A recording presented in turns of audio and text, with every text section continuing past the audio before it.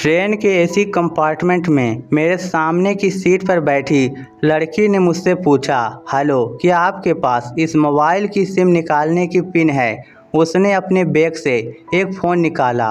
वह नया SIM card उसमें डालना चाहती थी, लेकिन सिम स्लॉट खोलने के लिए पिन की ज़रूरत पड़ती है, जो उसके पास नहीं थी।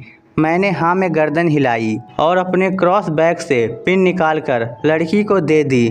लड़की ने थैंक्स कहते हुए पिन ले ली और सिम डालकर पिन मुझे वापस कर दी। थोड़ी देर बाद वह फिर से इधर उधर ताकने लगी। मुझसे रहा नहीं गया। मैंने पूछ लिया, कोई परेशानी?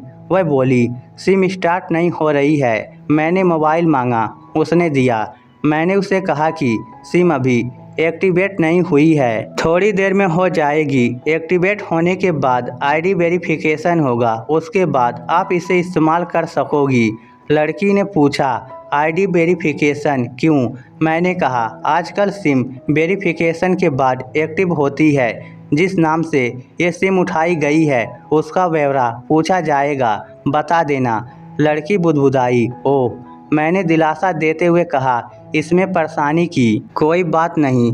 वह अपने एक हाथ से दूसरा हाथ दबाती रही, मानो किसी परेशानी में हो। मैंने फिर विनम्रता से कहा, आपको कहीं कॉल करना हो तो मेरा मोबाइल इस्तेमाल कर लीजिए। लड़की ने कहा, जी फ़िलहाल नहीं, थैंक्स, लेकिन ये सिम किस नाम से खरीदी गई है मुझे नहीं पता।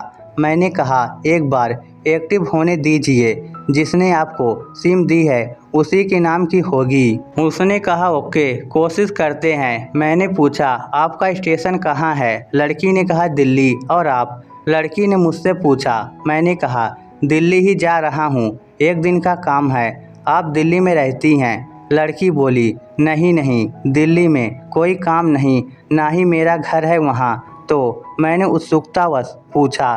वह बोली, दरअसल ये दूसरी ट्रेन है जिसमें आज मैं हूँ, और दिल्ली से तीसरी गाड़ी पकड़नी है, फिर हमेशा के लिए आज़ाद। आज़ाद, लेकिन किस तरह की कैद से? मुझे फिर जिज्ञासा हुई, किस कैद में थी एक कमसिन अल्हड़ सी लड़की?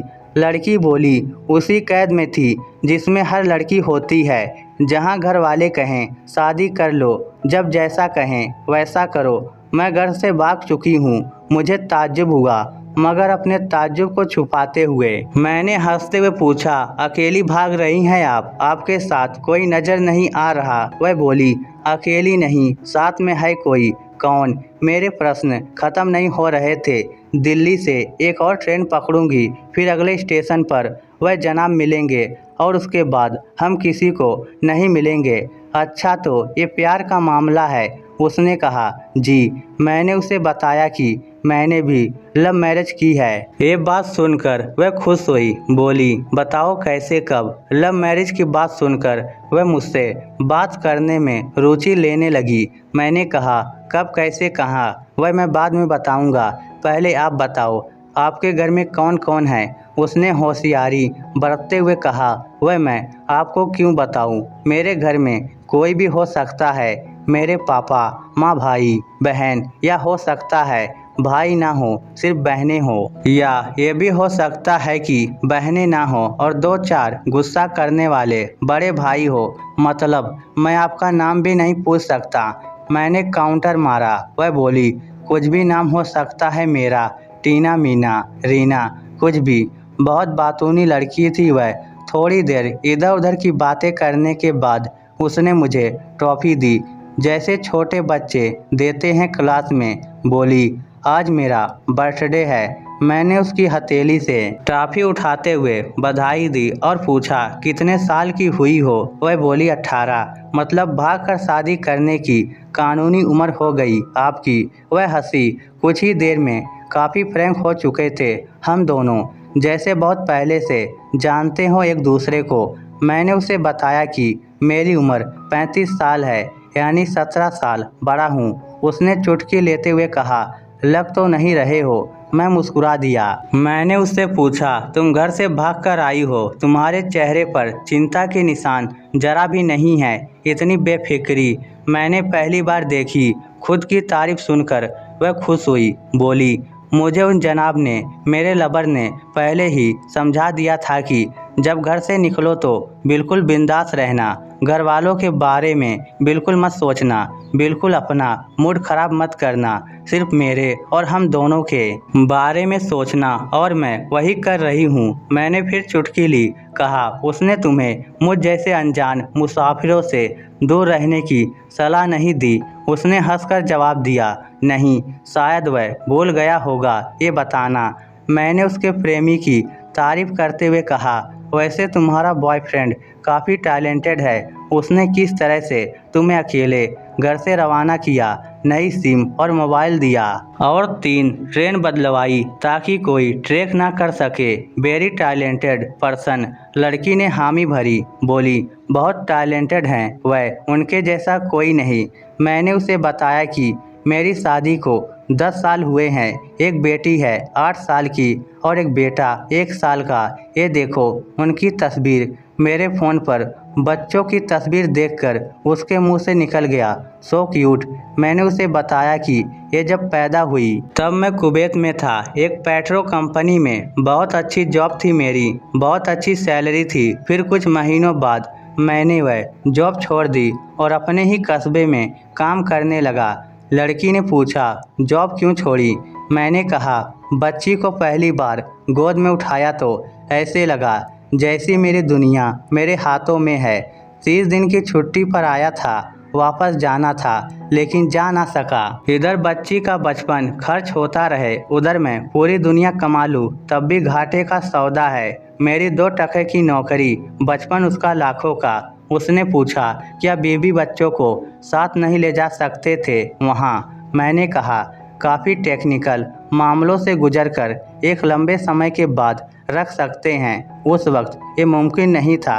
मुझे दोनों में से एक को चुनना था, आलीशान रहन सहन के साथ नौकरी या परिवार। मैंने परिवार चुना। अपनी बेटी को बड़ा होते देखने के लिए मैं कुवैत वापस गया था, लेकिन अपना इस्तीफा देकर लौट आया।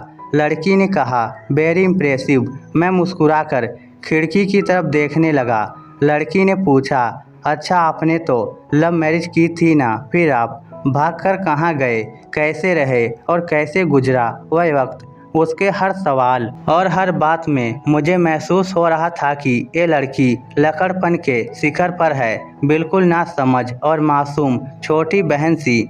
मैंने उसे बताया कि हमने भागकर शादी नहीं की और ये भी है कि उसके पापा ने मुझे पहली नज़र में ही सख्ती से रिजेक्ट कर दिया था।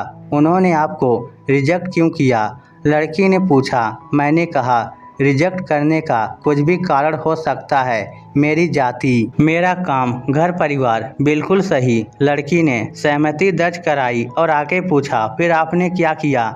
मैंने कहा, मैंने कुछ नहीं किया, उसके पिता ने रिजेक्ट कर दिया। वहीं से मैंने अपने बारे में अलग से सोचना शुरू कर दिया था। खुशबू ने मुझे कहा कि भाग चलते हैं। मेरी वाइफ का नाम खुशबू है। मैंने 2 टूक मना कर दिया।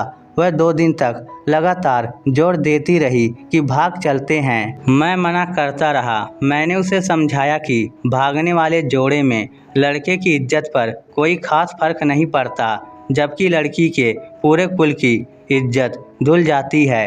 भागने वाला लड़का उसके दोस्तों में हीरो माना जाता है, लेकिन इसके विपरीत जो लड़की प्रेमी संग भाग रही है वह उल्टा कहलाती है। मोहल्ले के लड़के उसे चालू कहते हैं। बुराइयों के तमाम शब्दकोश लड़की के लिए इस्तेमाल किए जाते हैं। भागने वाली लड़की आगे चलकर 60 साल की वृद्धा भी हो जाएगी, तब भी जवानी में किए उस कांड का कलंक उसके माथे पर से नहीं मिटता।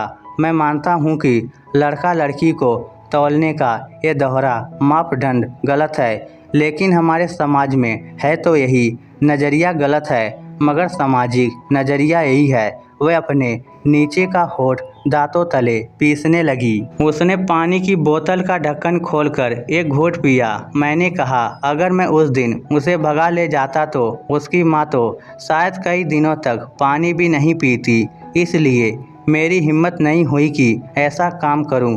मैं जिससे प्रेम करूं उसके माँ बाप मेरे माँ बाप के सामने ही हैं, चाहे शादी ना हो तो ना हो।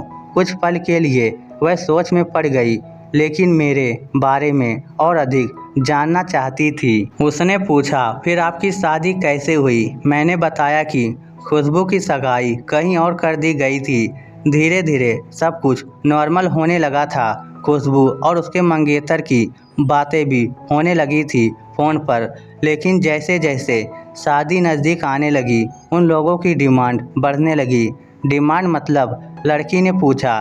डिमांड का एक ही मतलब होता है, दहेज की डिमांड। परिवार में सबको सोने से बने तोहफे दो, दूल्हे को लग्जरी कार चाहिए, सास और ननद को नेकलेस दो, वगैरह वगैरह। बोले हमारे यहाँ रीत है। लड़का भी इस रीत का अदायगी का पक्षधर था। वह सगाई मैंने तुड़वा डाली, इसलिए नहीं कि सिर्फ मेरी शादी उससे हो जाए, बल्कि ऐसे लालची लोगों में खुशबू कभी खुश नहीं रह सकती थी, न उसका परिवार। फिर किसी तरह घरवालों को समझा बुझाकर मैं फ्रंट पर आ गया और हमारी शादी हो गई। ये सब किस्मत की बात थी। लड़की बोली, चलो अच्छा हुआ आप मिल गए, वरना वह गलत लोगों में फंस जाती। मैंने कहा, जरूरी नहीं कि माता पिता का फैसला हमेशा सही हो, और ये भी जरूरी नहीं कि प्रेमी जोड़े की पसंद सही हो। दोनों में से कोई भी गलत या सही हो सकता है।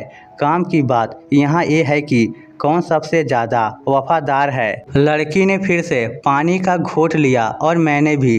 लड़की ने तर्क दिया कि हमारा फैसला गलत हो जाए तो कोई बात नहीं, उन्हें गिलानी नहीं होनी चाहिए।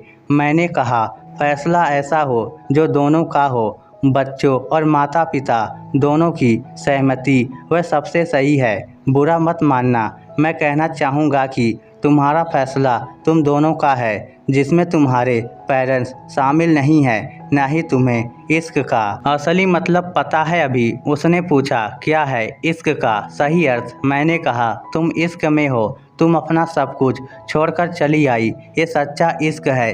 तुमने दिमाग पर जोर नहीं दिया, ये इश्क है। फ़ायदा नुकसान नहीं सोचा, ये इश्क है। तुम्हारा दिमाग दुनियादारी के फितूर से बिल्कुल अद्भुत खाली था। उस खाली जगह में इश्क का फितूर भर दिया गया। जिन जनाब ने इश्क को भरा, क्या वह इश्क में नहीं? यानी तुम जिसके साथ जा रही हो वह इश्क में नहीं, बल्कि होशियारी हीरोगिरी में है। जो इश्क में होता है वह इतनी प्लानिंग नहीं कर पाता है, 3 ट्रेनें नहीं बदलवा पाता, उसका दिमाग इतना काम ही नहीं कर पाता। कोई कहे मैं आशिक हूँ और वह सातिर भी हो, ये नामुमकिन है। मजनू इश्क में पागल हो गया था, लोग पत्थर मारते थे उसे। इश्क में उसकी पहचान तक मिट गई। उसे दुनिया मजनू के नाम से जानती है, जबकि उसका असली नाम कैस था, जो नहीं इस्तेमाल किया जाता। वह सातिर होता तो कैस से मजनू न बन पाता। अद्भुत फराद ने सीरी के लिए पहाड़ों को खोदकर नहर निकाल डाली थी, और उसी नहर में उसका लहू बहा था। वह इश्क था। इश्क में कोई फकीर हो गया, कोई जोगी हो गया, किसी मांझी ने पहाड़ तोड़कर रास्ता निकाल लिया, किसी ने अतिरिक्त दिमाग नहीं लगाया, चालाकी नहीं की। लालच, हवस और हासिल करने का नाम इश्क नहीं है। इश्क समर्पण करने को कहते हैं, जिसमें इंसान सबसे पहले खुद का समर्पण करता है, जैसे तुमने किया। लेकिन तुम्हारा समर्पण हासिल करने के लिए था, यानी तुम्हारे इश्क में लालच की मिलावट हो गई। लड़की अचानक खोसी गई। उसकी खिलखिलाहट और खिलदड़ापन एकदम से खामोशी में बदल गया। मुझे लगा मैं कुछ ज़्यादा बोल गया, फिर मैंने भी जारी रखा। मैंने कहा, प्यार तुम्हारे पापा तुमसे करते हैं, कुछ दिनों बाद उनका वजन आधा हो जाएगा। तुम्हारी माँ कई दिनों तक खाना नहीं खाएगी, ना पानी पिएगी, जबकि आपको अपने आशिक को आजमा कर देख लेना था। ना तो उसकी सेहत पर फर्क पड़ता, ना दिमाग पर। वह अक्लमंद है, अपने लिए अच्छा सोच लेता। आजकल गली मोहल्ले के हर तीसरे लौंडे लपाटे को जो इश्क हो जाता है, वह इश्क नहीं है, वह सिनेमा जैसा कुछ है। एक तरह की संटबाजी, डेयरिंग, अलग कुछ करने का फितूर, और कुछ नहीं। लड़की का चेहरे का रंग बदल गया। ऐसा लग रहा था वह अब यहाँ नहीं है। उसका दिमाग किसी अतीत में टहलने निकल गया था। मैं अपने फ़ोन को स्क्रॉल करने लगा, लेकिन मन की इंद्री उसकी तरफ थी। थोड़ी ही देर में उसका और मेरा स्टेशन आ गया। बात कहाँ से निकली थी और कहाँ पहुँच गई, उसके मोबाइल पर मैसेज टोन बजी। देखा सिम एक्टिवेट हो चुकी थी। उसने चुपचाप बैग में से आगे का टिकट निकाला और फाड़ दिया। मुझे कहा एक कॉल करना है। मैंने मोबाइल दिया। उसने नंबर डायल करके कहा सॉरी पापा और सिसक सिसक कर रोने लगी। सामने से पिता भी फ़ोन पर बेटी को संभालने की कोशिश करने लगे। उसने कहा पिताजी आप बिल्कुल चिंता मत कीजिए, मैं घर आ रही हूँ। दोनों तरफ से भावनाओं का सागर उमड़ पड़ा। हम ट्रेन से उतरे। उसने फिर से पिन मांगी। मैंने पिन दी। उसने मोबाइल से सिम निकाल कर तोड़ दी और पिन मुझे वापस कर दिया। इस स्टोरी को लेकर आपकी क्या राय है? नीचे कमेंट करके हमें ज़रूर बताइएगा। धन्यवाद।